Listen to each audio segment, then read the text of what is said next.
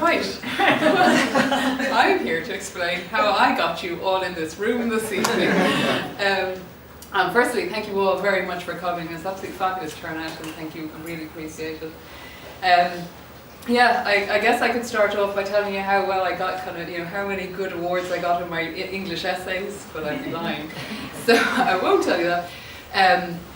I suppose I've always had the kind of urge and the interest in writing, but it probably never came out in the English essays. I'm looking at an old school friend here who's in school. She's looking at you. Juniors. I suppose in my role as a training manager, I always had an outlet when I design courses and I'd be writing manuals, so I always had that outlet for writing. And then in 2006 I set up Evolution Consulting, and I kind of lost that outlet. You don't take much notes in coaching. Less is better. So I ended up, by 2009, that sort of urge was kind of to write was sort of building up, and I was like, I have to have a project that I can write. So I came up with the idea of writing a book, as you do. So I was playing around with the ideas and what would I write it on and that, and I had written a book. I had started a book about 3 chapters, sent it through to a publisher. He had come back and said, thanks for no thanks, but it's well written. So I was like, that's a good sign. It's not the right book. And here's a kind of a good point for all of us who struggle in business to find our own unique selling point. In the book business, I hope there's nobody here now from the book publishing world. In the book world, it's actually the opposite. If you actually come up with a new type of book, they go, no thanks. So they want you to stick with the genres they already have. So it's like, all right, having learned that lesson, I was like, well, I'll stick with the idea of writing a book, but just not that one. And in 2010, I suppose it was kind of the idea was there. I was kind of mulling it over and trying to decide on what the right book would be. And I do a lot of work in the area of development, leadership development, personal development, and I could do the leadership book and the performance management and the management book, and they were just like, for a first book, it's just not grabbing me.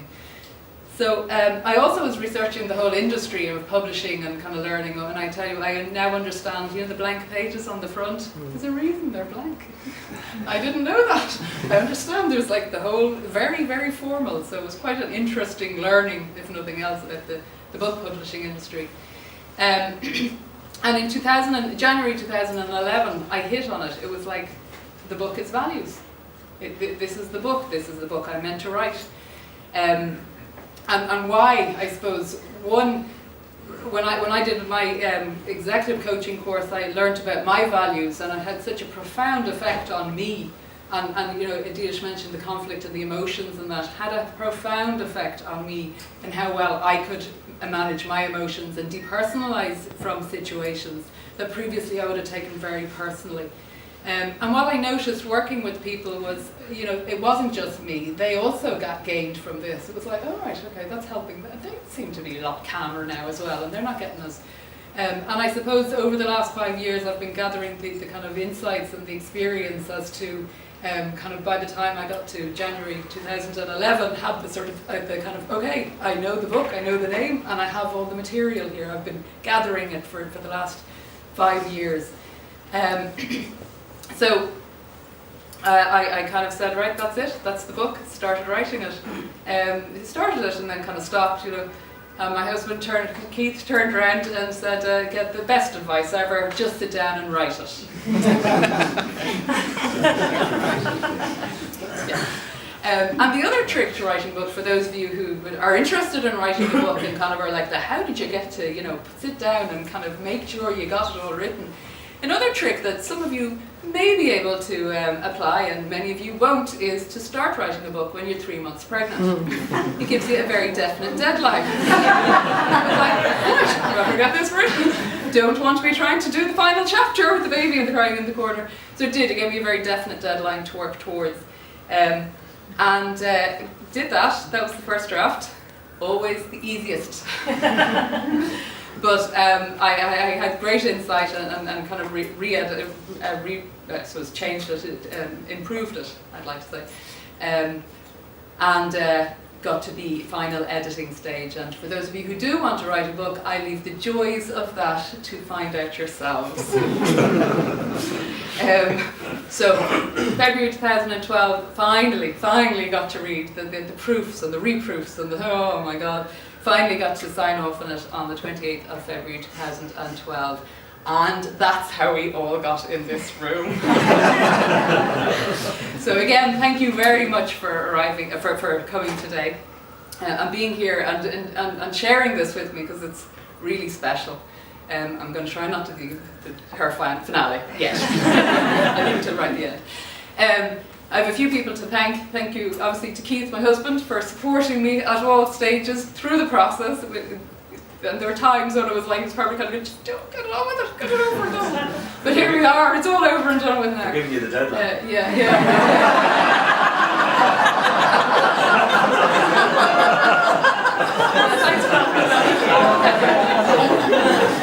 Beautiful bouncy girl, by the way. Thank you also to, there was 3 people when after I wrote the original draft, I gave it to 3 people. Who all brought very good insight. They kind of brought different things. One was Noel Caffrey. Unfortunately, 2 of them can't be here tonight. Noel Caffrey was a senior HR manager in a large organisation, so I wanted to get that element of it. David Wells, who was a prolific business book reader, and mad about business and how it works. So I kind of wanted to get his there. How does this match against other business books? So he gave me that insight.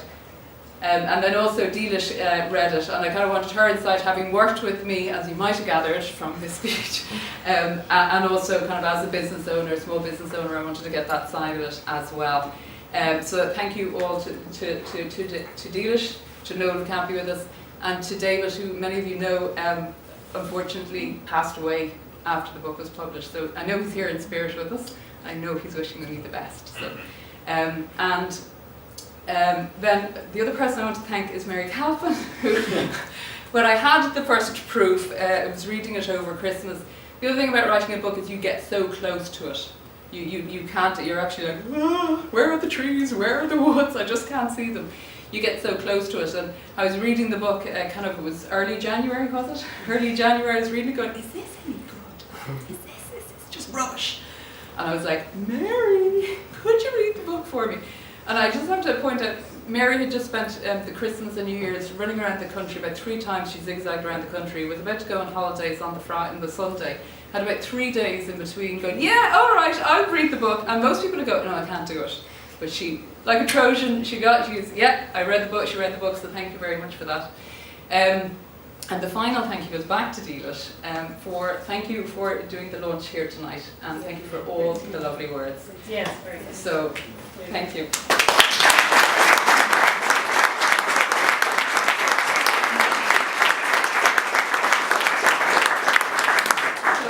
Enjoy the rest of the evening. I don't know if there's plenty more wine. I have no idea what's going on down there, but thank you all very much. Plenty more books to buy.